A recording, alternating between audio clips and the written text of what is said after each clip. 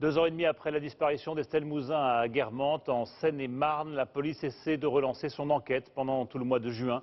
Une soixantaine de jeunes victimes d'agression ou de tentatives d'agression dans toute l'Île-de-France vont être entendues. Amaury Guibert et Alain Locatio. C'est depuis le début une enquête hors norme. Tout un village perquisitionné, des battues géantes organisées, 130 personnes placées en garde à vue.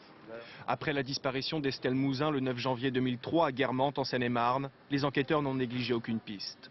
Aujourd'hui, ils se lancent dans une nouvelle opération d'envergure, analyser une soixantaine de dossiers d'agression sexuelle de mineurs de 2002 à 2005 en Île-de-France. En tout cas, on sait qu'il y a certains enfants qui ont signalé qu'ils avaient failli ou qui avaient été abordés et qui avaient mis en parallèle ce qui leur était arrivé avec la disparition d'Estelle.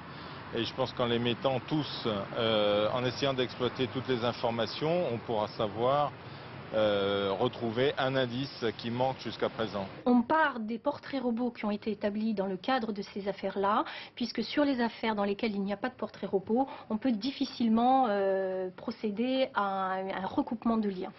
Toutes les informations collectées seront rentrées dans le système Salvac.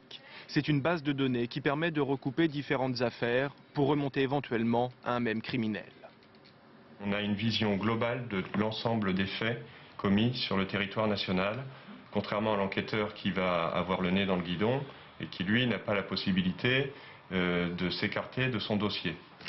Mais l'espoir reste mince de relancer une enquête qui est au point mort, malgré 2 ans et demi d'une mobilisation menée sans relâche par les proches d'Estelle.